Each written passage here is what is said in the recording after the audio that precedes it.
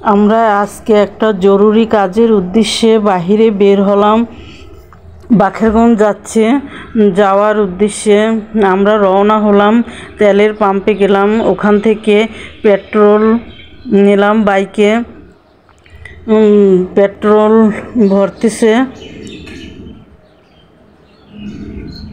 ভরা হয়ে গেল। এখন আমরা দক্ষিণ দিকে, বরিশাল থেকে দক্ষিণ দিকে বাকেরগঞ্জের উদ্দেশ্যে আবার আমরা রওনা হলাম, যাচ্ছি। একান্তই আমাদের যাওয়া বিশেষ প্রয়োজন, ওখানে আজকে আমাদের যাওয়াই লাগবে।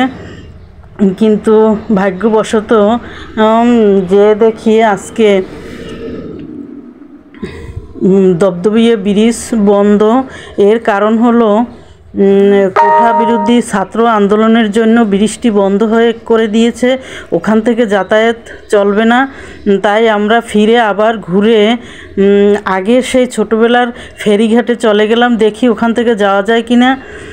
সত্যি আমরা ফেরিঘাটে এসে পড়েছি, দেখতেছি কিছু মানুষ যাচ্ছে, ভোগান্তিতে পড়ছে। আমরাও তাদের সাথে ভোগান্তির শিকার হয়ে গেলাম।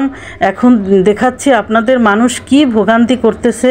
নদী পার হয়ে বাইকে ট্রলারে যাওয়া অত্যন্ত রিস্কের ব্যাপার। যাদের বিশেষ ঠেক প্রয়োজন যাওয়াই লাগবে, অনেক মহিলারাও অনেক কষ্ট করে যাচ্ছে, আপনাদের দেখাচ্ছি আমি।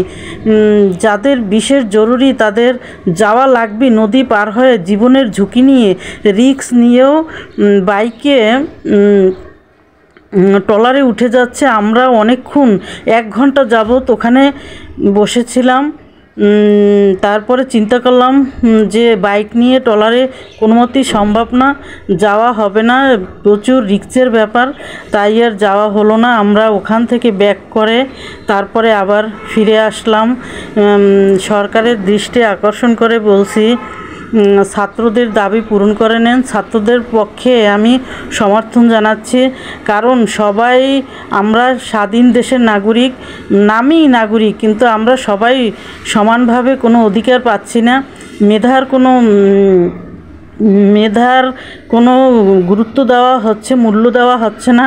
কারণ মানুষ, একটা ছাত্র অনেক কষ্ট করে লেখাপড়া করে শিক্ষিত হয়, শিক্ষিত একটা ছেলে চাকরি পায় না, শিক্ষিত ছাড়াও অশিক্ষিত ছেলেদের চাকরি দেওয়া হয়, এতে আমি মোটেও একমত না।